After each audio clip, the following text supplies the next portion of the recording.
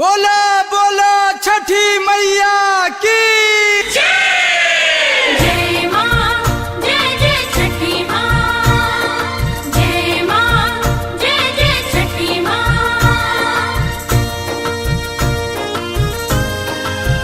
Music by Vikesh भोजपुरिया। जय जय मां छठी मां। घरवा न गईनी सुनिए सारा कार घाटे पमाई बड़ी रोबता।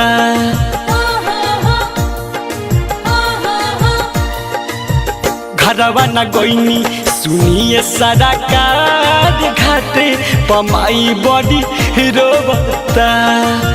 देनी न छुट्टी हम तो घर नहीं गईनी, लागल ह बात जब फोन हम कहनी, लोरवे से अखिया माई धोवता।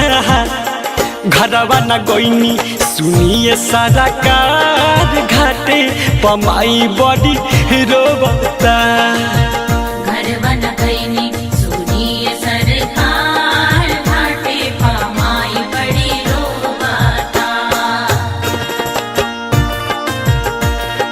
जय छठी मैया, जय छठी मैया।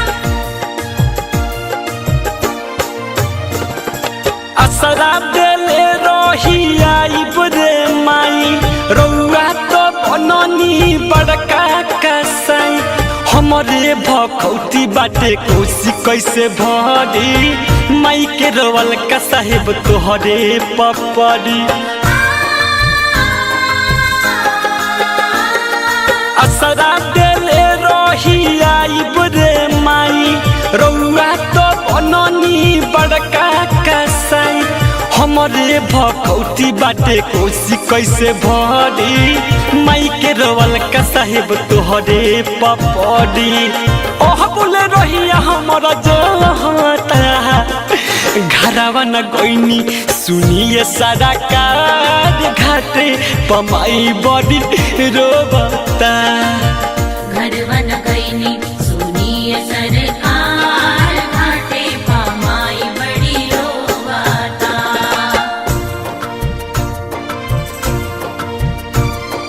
जय मां जय जय छठी मां।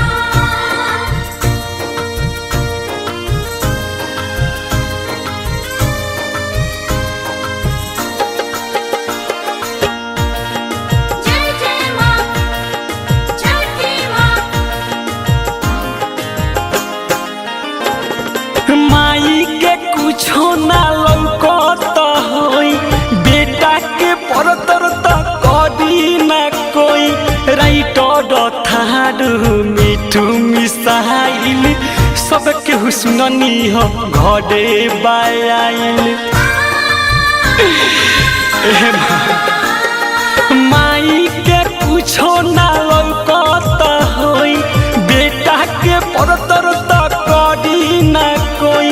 राइटर थारू मिठू मिसाइल सबके हुस्ननी हो घरे बाइल।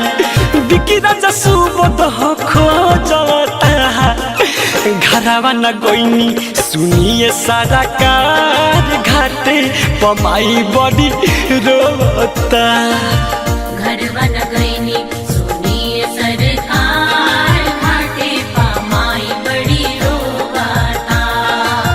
देनी न छुट्टी हम तो घर नहीं गईनी, लागल ह बात जब फोन हम कहनी, लोरवे से अखिया माई धोवता। घरवा न गईनी सुनिए सारा कार घाटे पमाई बड़ी रोबता। घरवा न गईनी सुनिए सरकार घाटे पमाई बड़ी रोबता। रिया फिल्म्स रिकॉर्डिंग स्टूडियो दिल्ली।